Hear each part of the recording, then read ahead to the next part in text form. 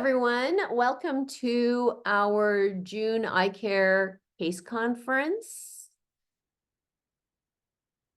So I wanted to just get started real quickly. We just wanted to go through our ICARE referral numbers. Our top recruitment sites in May were Advocate Good Shepherd in Barrington, Illinois, Tampa General, and then St. Vincent Ascension in Indianapolis. Top recruitment sites for 2024, again, similar, but number 3 is Adventist Health in Bakersfield, California, and then top case conference attendees are UF Health, USF, and then Mountain States Tumor Institute in Boise, Idaho.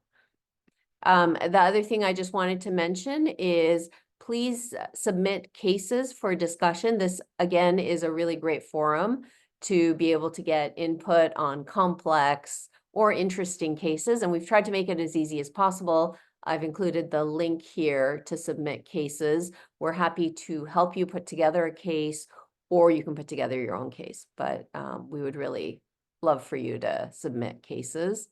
I just wanted to highlight some of the ICARE metrics that we have, because we don't usually have an opportunity to do that. So again, what I'm showing here is where we are drawing our participants, and you can see that at this point we have participants across the globe, and then providers, again, across the globe overlaid in yellow.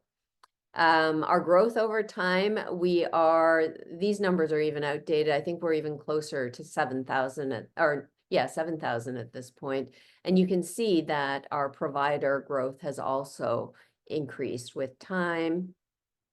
And then looking at our gene carriers, we have a number of, the pink is, or we have a number of BRCA carriers, which I don't have here, but in pink, as well as PALB2, ATM, Lynch, and other genes.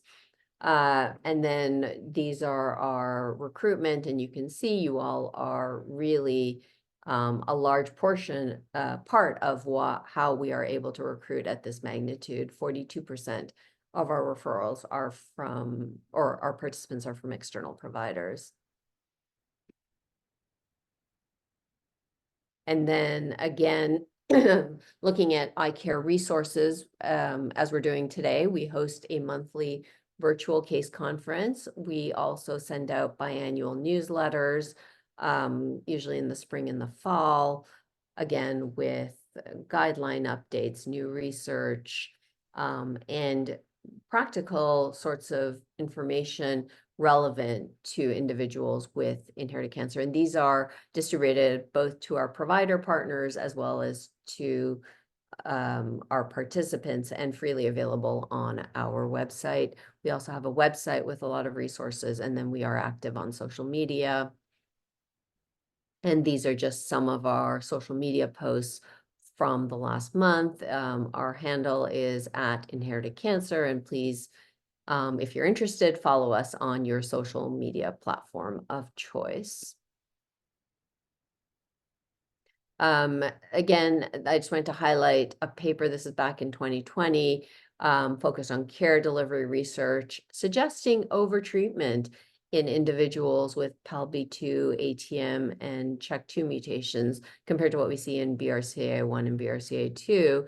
And again, that was the impetus for starting our impact study, which we've talked about before, where we are developing strategy or testing strategies to improve cancer risk management, as well as family communication in those with inherited gene mutations. So the trial is underway. We're more than halfway through. Here is some additional information if you're interested on this slide about where to get more information. But entry into this effort is through enrollment in ICARE. And then we have our genomic characterization of breast cancer study, again, focused on the five of the inherited breast cancer genes. And really what this study entails is looking at the actual tumors from these individuals, extracting their DNA and RNA, and then sequencing the somatic tumor samples.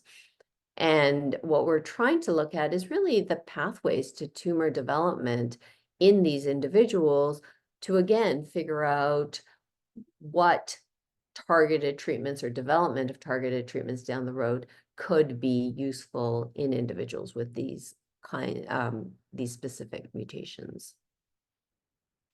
And then we also have our TIP study that's active, which is to automate parts of the genetic risk assessment and testing process.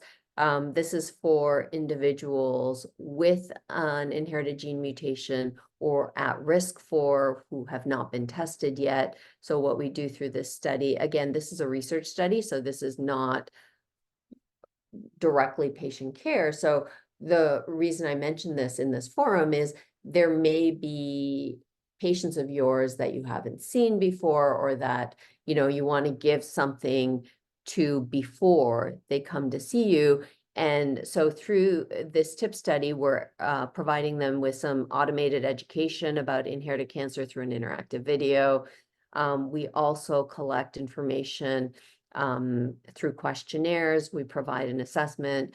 We provide them with a 3-generation family tree based on the questionnaire information they provide. And we also ask them to send a copy of the assessment we generate to their testing or treating provider. So it is a potential way to streamline delivery of services. And this could be something that is also useful in the context of family testing as well, which we ourselves are looking at through our impact study. Last thing I wanted to mention, we do have an online patient forum that's scheduled in July. So it's July 9th, 6:30 to 8 p.m. And it'll be an interactive forum. Really, we have a psychologist, Laura Thompson, who is very well versed in some of the psychosocial and emotional issues that carriers face, as well as talking about family communication. It will be moderated by my colleague, Marleya Kritzel, who herself is a communication scientist and BRCA provider. And both myself and Dr. Debbie Cragen at USF will be on the panel. So again, if this might be of interest to, this is open to anyone. So if it might be of interest to your patients, feel free to share with them. So with that, I am going to hand it over to Stephen White for discussion of the first case. So take it away, Stephen. Yes, thank you for letting me share my case today. A lot of this is for the patient himself, but he also has a motivated daughter who's interested in feedback here. So this patient is a 69-year-old male. He was diagnosed in April with a stomach adenocarcinoma. And kind of our first foray into determining if there was a genetic risk was that the mismatch repair analysis showed an absence of MLH1.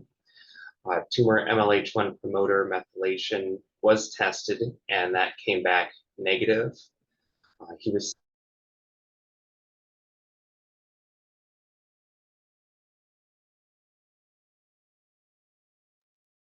Stephen, I think you got muted by mistake. Let me see here.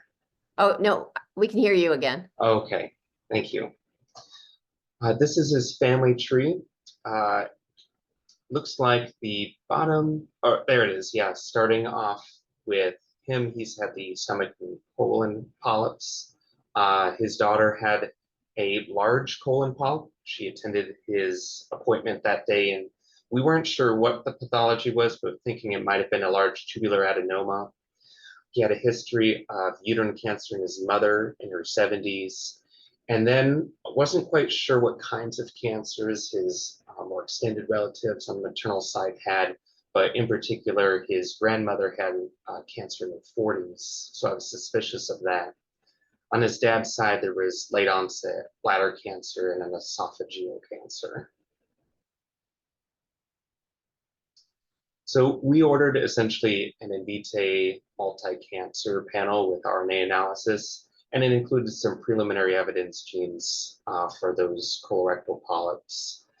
The entire germline test, including Lynch syndrome, was negative. After that, I started asking around for some help on next steps. We have since ordered somatic testing on that gastric adenocarcinoma that should include both MSI and tumor mutation burden.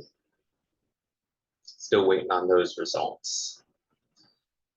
So a lot of my questions for the group kind of come down to if there's something else we should be considering when it comes to further testing. But also I wanted to get a sense of, can I trust these results similar to the way I would trust for other Lynch syndrome-like tumors, colon and uterine. That's where I'm most familiar with in the space of IHC, MSI, promoter methylation. And I have quite a few cases like this that are coming my way, including several esophageal cancers this next month that have absence MLH1. So trying to get a sense of, is the same kind of data backing these other tumor types? Okay, thank you, Stephen. What I was wondering, I know Dr. Georgia Wiesner is on the call. Georgia, I don't know if you wanted to comment on it because Georgia was previously on the NCCN colorectal cancer genetics panel and also consultant on the NCCN gastric cancer panel. So she would be really one of the best people to address questions. Georgia? Hi, everybody. I'm sorry I'm late. I was fighting with my computer just to get the link. So I'm really sorry. I missed most of this, but I'm wondering, is this the similar case that was sent out for comment by email? It's the same case, Georgia. It is. Yeah, so I think this is really fascinating and one where we need a lot more work, particularly as it relates to, the gastric tumor transition to cancer and what that actually means for the Lynch syndrome, cancer genes. So I did think encouraging going through finding out more information as you were outlining, and then going and seeing those, the promoter test and the MMR test specifically for gastric cancer. I'm going to say that we don't know. I think your last question is a terrific question, but right now the information is not there. And just to take an aside a bit, just to remind people that the types of pathology that is known more within the gastric realm is not the intestinal type, which would be what a person with Lynch syndrome would develop, but mostly the diffuse type. And so it does appear that there are going to be molecular phenotypes within gastric cancer, as much as there are with other tumors that we need to be sorting through. It is really compelling to go, well, there is evidence of deficiency in the mismatch repair, but I'm not as sure that it really related to management, which Dr. Park commented on and saying that's why he thought those other tests would be helpful in changing management. I know that's a really long way for me saying is, boy, we need a whole lot more data in this area.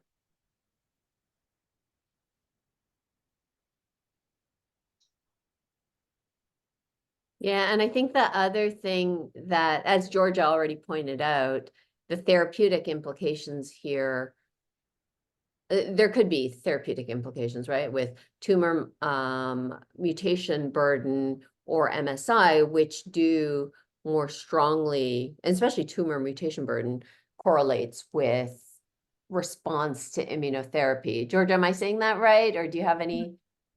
Right, that really would be the question. And what Dr. Park was saying is that these are my words, taking the the tumor test as a whole that would include those extra elements and not just mismatch repair deficiency would also be important in determining the therapeutic options. And Georgia, the other thing I was wondering about this case, which surprised me a little bit, was the family history is actually consistent with Lynch syndrome in some regards. So True. again, yeah, that was another, I guess, red herring is what we're thinking at this point, but there definitely were some Lynch associated cancers, which makes it even more confusing. That's one of the reasons I had a hard time letting this go and just assume it was a sporadic coincidence or something. But I think a lot of what I'm hearing is that for mismatch repair deficiency, we don't have as much data on gastric cancers. So the somatic testing should provide us some helpful information for treatment considerations, but maybe it'll tell us if there's that double hit, we can maybe reduce the likelihood of Lynch syndrome here. Yeah, correct. Yes, but this might be a family you want to bring back in a few years for medical re-review, because who knows if there is some undetected mutation. Like that family history looked pretty strong. I'm pretty sure I'll see the daughter again. I think she wants her own appointment, but we'll see about this patient. He wasn't as interested in all of this. Okay, any other thoughts or questions?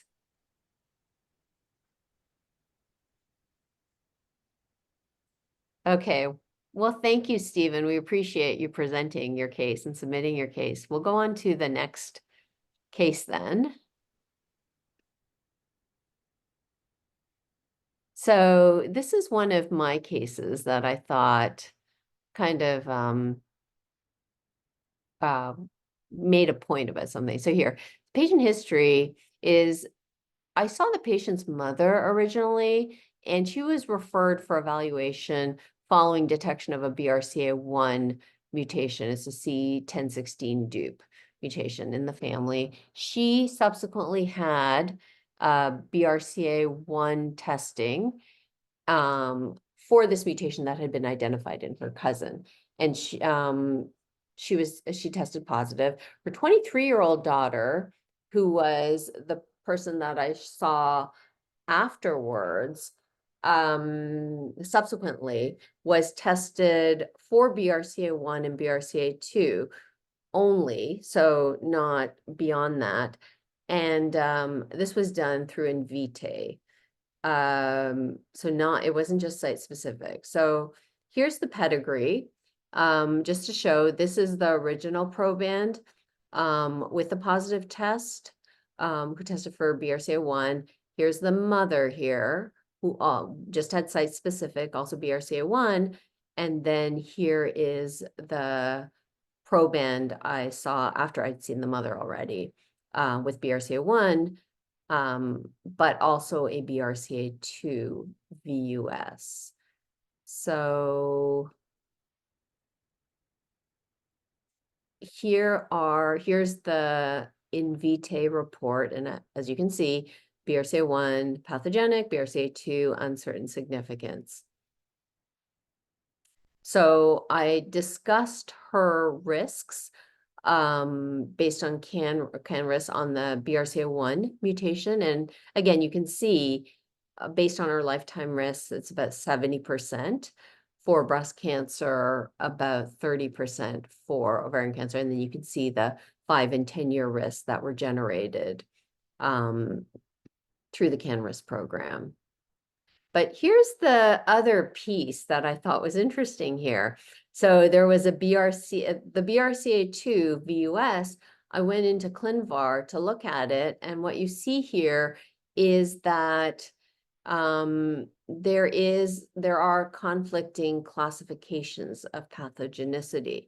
So again, while Invitae called it a VUS, there are other labs that are calling this pathogenic or likely pathogenic, which again, I guess as genetics professionals, that's part of our standard operating procedure, but it was a little bit of a surprise to me because we already had this BRCA1 mutation in hand, but there's also a BRCA2. So I just wanted to highlight, I'm actually working with some colleagues at Myriad and Ambry, as well as Doctors Fergus Couch at Mayo and Alvaro Montero at the Moffitt Cancer Center, looking at some of these conflicting interpretation variants that are often, we refer to them as reduced penetrant variants. And we had presented a poster in Montreal. We actually have an article under review right now on this work, but this is one for BRCA2 that was on our list of conflicting interpretations, because we looked at conflicting interpretations across or reduced penetrance variants at both Ambry and Myriad. And again, there were several that were concordant, and then there were some that one of the labs called pathogenic, the others didn't. So again, I find this poster useful because we had already compiled this list of variants across 2 labs. And, just to highlight this, when we're thinking about variant classification, we tend to think about, a negative, a positive, and then a VUS, whereas I think we're trending towards thinking about it as negative, VUS, intermediate positive, and highly positive in some regards. And there was this framework to consider risks that was put forth. It was actually published. I've got the publication listed below, where we know that there is this other group, pathogenic low penetrance, and just putting some boundaries around that, which I think is going to be forthcoming across many of these genes down the road. So again, I think this is really this work to kind of classify these variants, because a lot of these variants currently are the ones that we are getting conflicting interpretations on. And again, when the labs are interpreting these variants, they're using the same information, but they're coming, depending on how they weight the information, they come up with a different classification. But thinking about it with this framework in mind, I think will become increasingly important. Just thinking about risks, even with genotype, phenotype, and like across genes or within genes on a continuum will be important. So just a few things for these, again, my can risk numbers really didn't change with this additional information, because you can't enter reduced penetrant variants into can risk. On top of that, I mean, the data currently on BRCA1 and BRCA2 double mutation carriers, again, doesn't look like it changes risks compared to single mutation carriers. Again, that's really based on mutations in the Ashkenazi Jewish population primarily. So again, I know there is other data that's forthcoming or that's come out more recently with double mutation carriers, not specifically related to BRCA1, BRCA2. But, bottom line here, the impact of the BRCA2 variant didn't really change what I told the patient in terms of personal cancer risk management recommendations. And at this point, because of what I mentioned, the mom only had site-specific testing. I don't know which side of the family the variant originated from, maternal versus paternal. There was really no paternal family history of cancer, but again, with these reduced penetrant variants, it certainly still could have originated on the paternal side. We just don't know. But I just thought it was an interesting case to kind of highlight, even in the context of a positive result, just looking into these VUSs, and you can sometimes be surprised. But that's all I had for this one. I didn't know if anyone had any questions, comments, suggestions.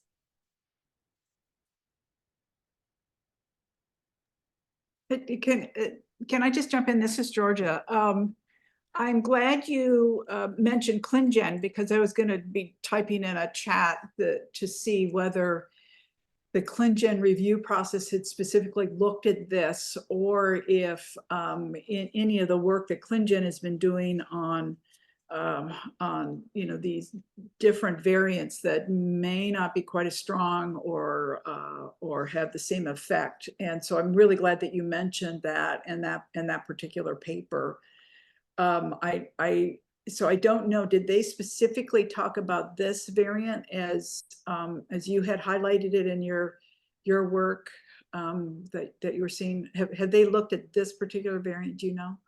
No, Georgia, I don't. So the paper that I highlighted is really a framework paper, right? Like a paper to kind of Correct. boundaries around it. To my understanding, this variant specifically, but I don't know that there were specific, like a comprehensive list of variants they looked at in this paper.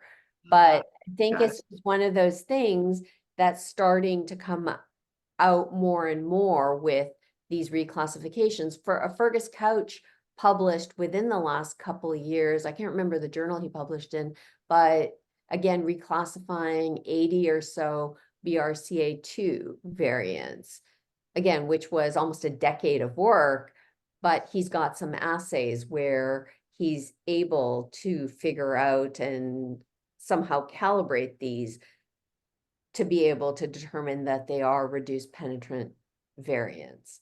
So I think this is really an emerging sort of effort, but they're starting to be progress on it. There are some established, like I know of at least one established BRCA1 reduced penetrant variant, but I mean, you already know that for most of these, it's hard based on just the numbers. Like unless it's a founder mutation, how are you going to generate specific risks for a specific variant other than going to the functional data?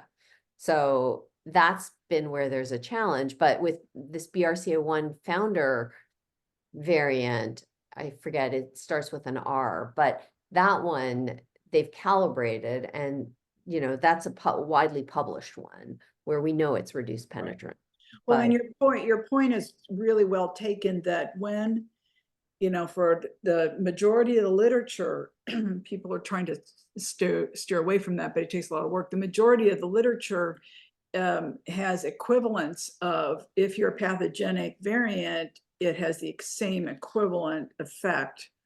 And so there may be a lot of data that has been, I guess, overlooked in generating these, the older risk profiles, but we just have to be aware of that as well. That was a good point.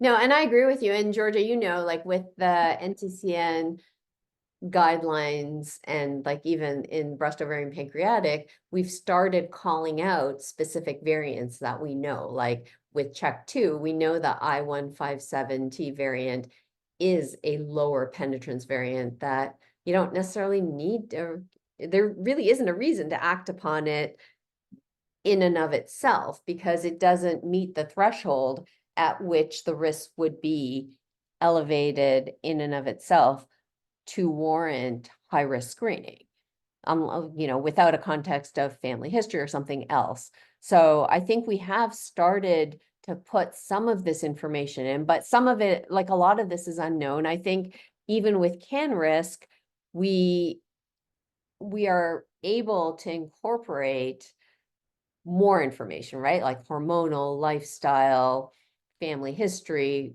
etc., into a model. But we also know that CanRisk is not perfect. It's the best we have, but I don't know, as one of the famous biostatisticians said, all models are wrong, some models are useful. And I think that's where we're at with CanRisk. Yes, it's useful, it's not 100%, but at least it gives us a little bit more in terms of being able to estimate risks. I don't know, Georgia, if you have other thoughts on that as well. Oh, no, but I absolutely agree with what you just said. Okay. All right. An evolving field. That's the best thing about genetics. It's always changing. It is. Okay, I'm going to hand it over to Mariah Hubert, my colleague at Vanderbilt, to go over the next case. Right. Hi, I'm Mariah. I'm a genetic counselor at Vanderbilt. All right, so this was one of my patients that was referred because her paternal cousin, who had a history of early onset breast cancer, tested positive for a BRCA1 mutation. And so my patient herself was a 49-year-old female, and she did not have a history of cancer. So this is the pedigree. So you can see the paternal cousin that was the first one tested. She had a history of breast cancer diagnosed at 45 years old. And then the patient has multiple aunts who had breast cancer, an aunt who had both breast and ovarian cancer, and a grandmother who had ovarian cancer. So the paternal family history was very consistent with a BRCA1 mutation.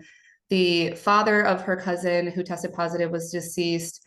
The patient's father was also deceased, so the patient was an appropriate candidate for the testing. So we did Ambry's custom panel. So we, of course, looked at BRCA1 as well as the other genes associated with hereditary breast cancer. And then we also included the genes associated with hereditary colon cancer because her maternal grandmother had a history of colon cancer, though it was diagnosed much later in life. So we weren't necessarily concerned about it, but the patient wanted to take a look at those genes. So she did test positive for the familial BRCA1 mutation. And so because of that, she then underwent total abdominal hysterectomy and bilateral salpingo-oophorectomy in August of 2023, risk-reducing mastectomy in October of 2023, and breast reconstruction in February 2024. So after she tested positive, we recommended testing for her two sisters. So her unaffected oldest sister was tested and found to be positive for the BRCA1 mutation. She then underwent risk-reducing salpingo-oophorectomy and was found to have fallopian tube cancer during that surgery. So she's currently undergoing chemo and then also underwent risk-reducing mastectomy just a couple months ago in April. And then the other patient's sister is negative. So we just wanted to highlight this case to really show the importance of the cascade testing after a family member is identified to have a mutation, the importance of that cascade testing in unaffected family members. So that's all we had for that one. Any comments or questions? So Mariah, I have a question for you because I saw I saw this patient in follow-up and she had shared, and my understanding was it was an early stage cancer. So it was like by doing this risk reducing surgery, it was curative essentially. But my question for you is, what is your experience? Like family communication, we all know can be a challenge because I see it and we all see it both ways, right? So there's some families where we have this great win, but then in other families, it's the exact opposite. I have families where, there was a BRCA mutation identified years ago.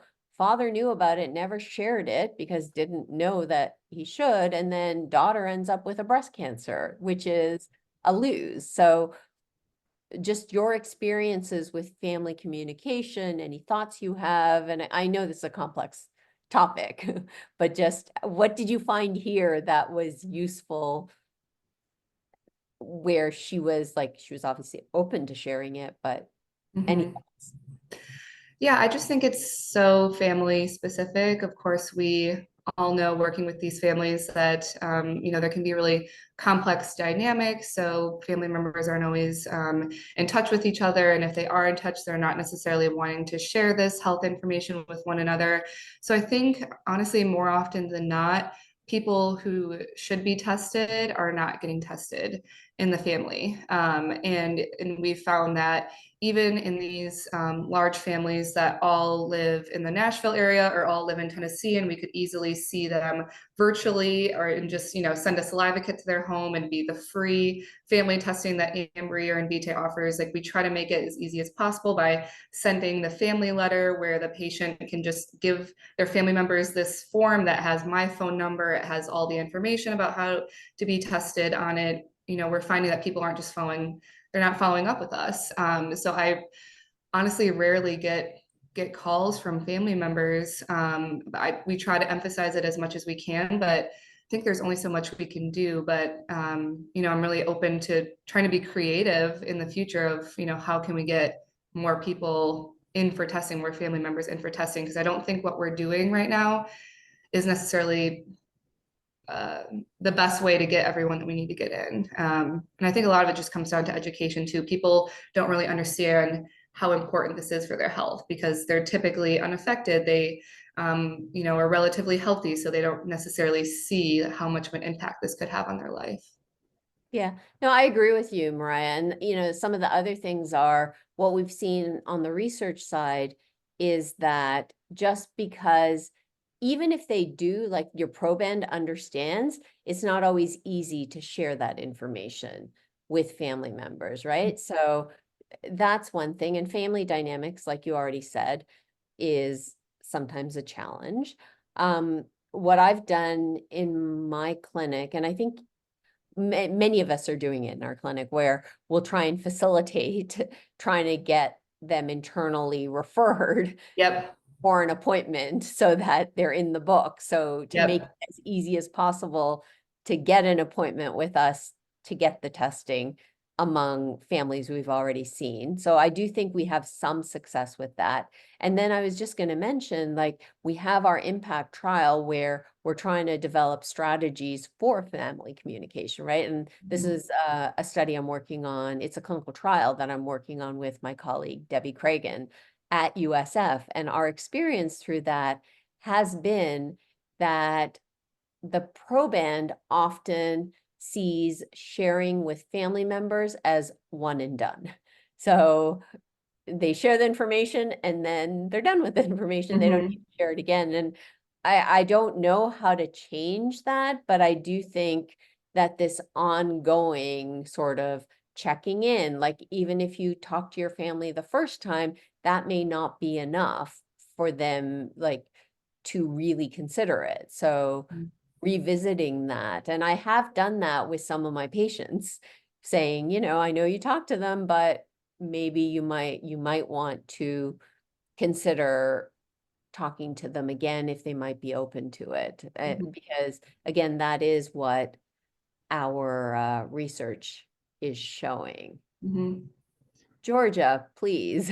Yeah, can I just jump in? I bet Debbie might have some things to add, but through the combined research projects that we have, it's just been really, really fascinating. And one of the outgrowths of that, which is the Inherited Cancer Consortium, one of the outgrowths is for us to start looking at what are the factors that are limiting or the barriers for people to go ahead, either to meet with a genetic counselor to have to have their risk analysis done, or to follow ahead, this is a great example of that. So I would just encourage people to say that this is an area that I think is very ripe for us doing better research in a little bit different ways. And Tua is really doing a good job in this area. But I think we really need to understand what the information needs are for individuals that are going through this, and to try to understand the family dynamics as it relates to learning a genetic history. I mean, we all have busy lives and we have a lot of competing I'm going to say events that take up our time. So So how do we get this elevated to a point where people really can understand the high risk? And Mariah, this is just a perfect case of how does testing happen through families, and what do people think as that occurs. So anyway, I'm just would like everyone to really be thinking of how can we improve this, making it easier for people. Yeah, no, I 100% agree with you. And, we showed a case where it was a win, but we could have just as easily shown a case where it was not a win, right? And there's probably less. And I was going to actually say to Mariah, I've had cases where, there's something within the family, but then say, for example, somebody tests negative and they go, oh, well, I don't have to test because my sister tested negative.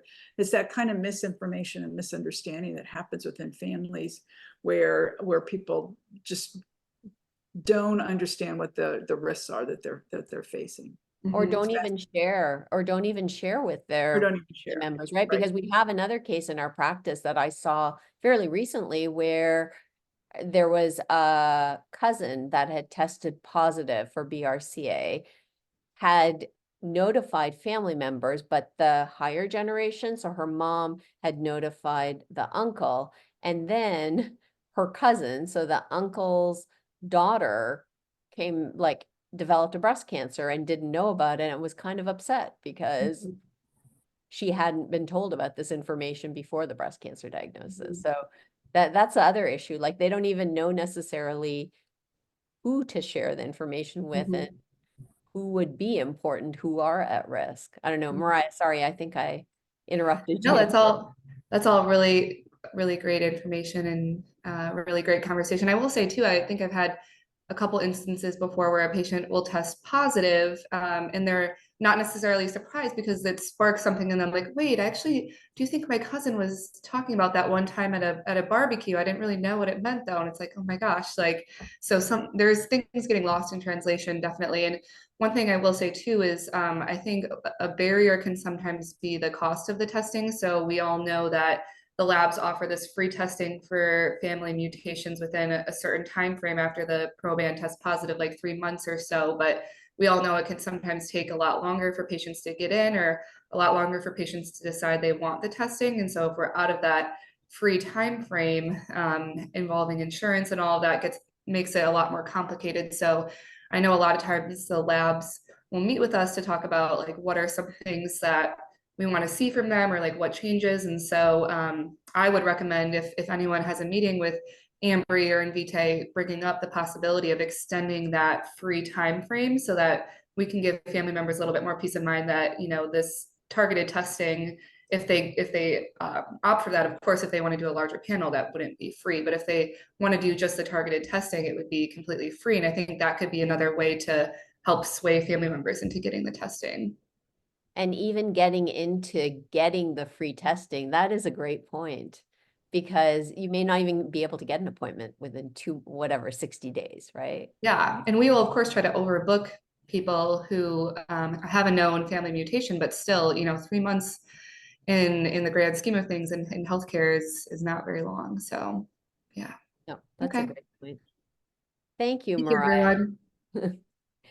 All right, we will go on to our next case, which is one of my cases. So the reason for referral, multiple family members, including daughter, with a CHEK2 mutation. So here's the history: 70-year-old female diagnosed with left breast cancer at age 44, status post left mastectomy, no additional treatment, history of melanoma in situ, and multiple benign nevi. And here you see an extensive pedigree here. So here is the 70-year-old proband. You can see here daughter with CHEK2 positivity. And then there is also a niece here. So her late brother's daughter, also with CHEK2 mutation. So here was the genetic testing. It was done by Ambry, the 77 gene panel. the daughter had previously been tested with the Myriad panel. So the test results through Ambry was likely pathogenic, but when we went into ClinGen, or not ClinGen, ClinVar, we found that reporting of this variant by 4 other labs was a VUS. We do know that Myriad calls it positive because we already had that report, or we already knew that from the daughter. So here is the report from ClinVar. So conflicting interpretations, likely pathogenic to uncertain significance 9, but like I said, we already knew that Myriad also called it likely pathogenic. So I thought this was a good case because I didn't alter any sort of medical management because of this discrepant variant. I treated it as a positive. I went through it with the patient, but really breast cancer annual high-risk screening through alternating mammograms and MRIs. Again, this was because she'd had this history of skin cancer, the regular dermatology appointments, and then colonoscopy every 5 years.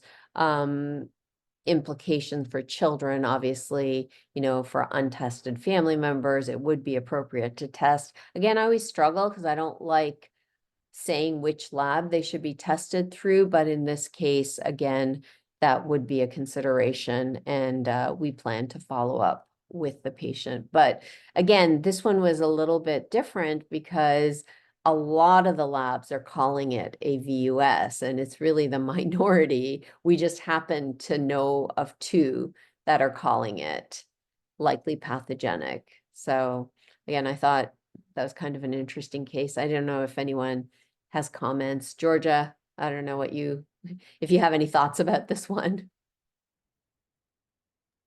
No, I don't know that I would be compelled to change or elevate any more than what you've done.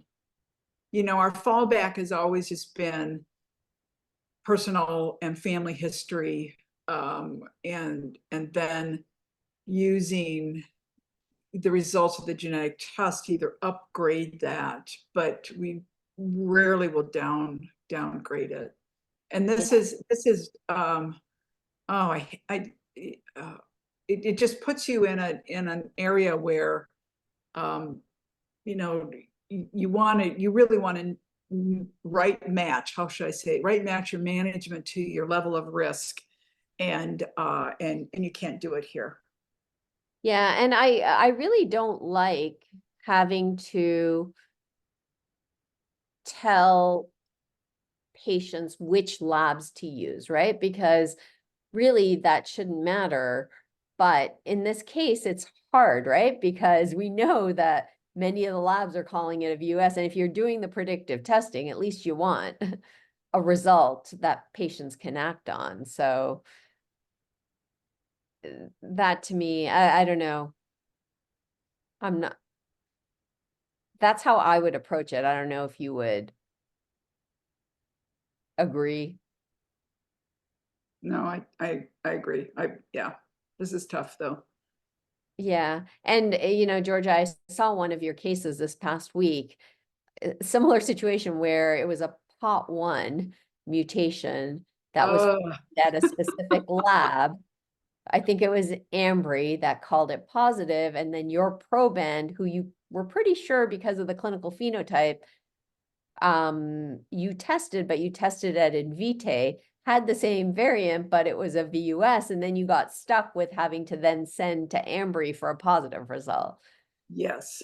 So again, that's where we really should not have to choose labs based on how they will report out a variant, but I think sometimes we're kind of stuck is Right. And, you know, and just to explain to, you know, people on the call that the reason for going again and retesting at another laboratory was to really have in the chart the same lab and the same results so that we could try to avoid some of the discrepancies.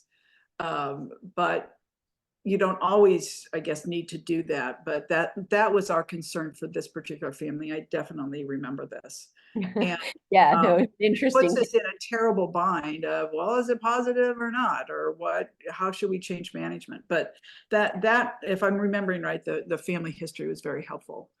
Yes. And I just wanted the medical record to not show any discrepancies.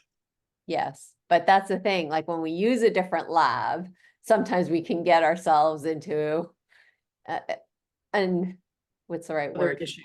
Yeah. Yeah, we can, yeah, make other issues for ourselves that we then have to go back and address. Any other thoughts on this case? Okay. So we have time to do this other case. I'm going to do it really quickly. So this is a 71-year-old, previous history of breast cancer and a BRCA1 pathogenic variant in a close relative. So diagnosed with ER-positive breast cancer, age 52, treated with lumpectomy radiation, tested last year after sister was diagnosed with breast cancer at age 59 and found to be BRCA1. So this is the case I was telling you all about several years ago. A paternal cousin had genetic testing after being diagnosed with breast cancer at ages 60 and 62 and had let the patient know that she was BRCA1 positive, but not the patient's sister. So here, just to show you the family tree, here is my proband, 70-year-old with breast cancer. Here is the sister beside her with recent diagnosis of breast cancer, and then the paternal cousin who had been diagnosed with breast cancer, and the original proband that had the BRCA mutation identified. So I did the CAN risk, and again, you can see what these risks are compared to the population. And then here, discuss breast cancer and ovarian cancer risk management, implications for family communication. But again, here is a situation where the sister was upset. She didn't know about the results until her breast cancer diagnosis. So again, I think this case kind of brings up some of the other points that we were talking about originally about, yes, sometimes families are proactive and we have a win, but then there are other times where families don't share across family members where there is then a cancer diagnosis that didn't need to be. So don't know if anyone has any comments. I know we're close to time. Can I just ask about this family? So she was upset because she wasn't specifically told, but her sister was told. Is that right? Well, she wasn't told by her cousin. She So the wasn't by her told cousin. the sister, but the proband, but the cousin never told. Oh, yeah.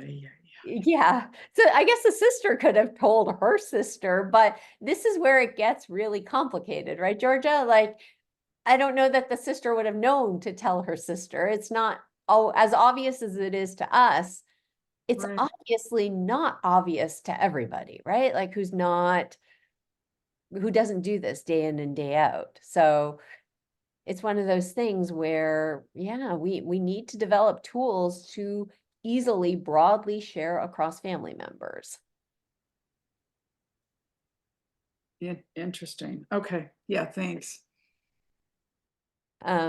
So with that, I just wanted to highlight our upcoming case conferences that I'm really excited about. So our July case conference, our guest expert is going to be Megan Frone, who is at the NCI. She's a genetic counselor and she's working with Sharon Savage, and her field of expertise is Lee-Fraumeni syndrome, including CHIP and other issues. So if you all have cases that you want to present during the case conference, that would be really appreciated. And then in August, we have Diane Kohler, who is adjunct counselor, who is the point of contact for this INHERIT study, looking at inherited forms of lung cancer due to that specific EGFR mutation that happens to be very common in the South. I know there was a paper published in the last year or two in JCO that my colleague, Dr. Wiesner, was a part of, focused on this, but they are reopening that study. So I'm really excited for Diane to present on inherited lung cancers due to EGFR and then future directions on that. So if you have cases to present, please submit them. We have that link on our website. And then going into the rest of the case conferences over the course of this year, we have a prostate cancer case conference where we have Roz Eels lined up from the UK to talk about prostate cancer screening. Dr. Alvaro Montero will be talking about BRCA hypomorphs and some of the work he's doing with us, and Fergus Couch, as well as Ambry and Myriad.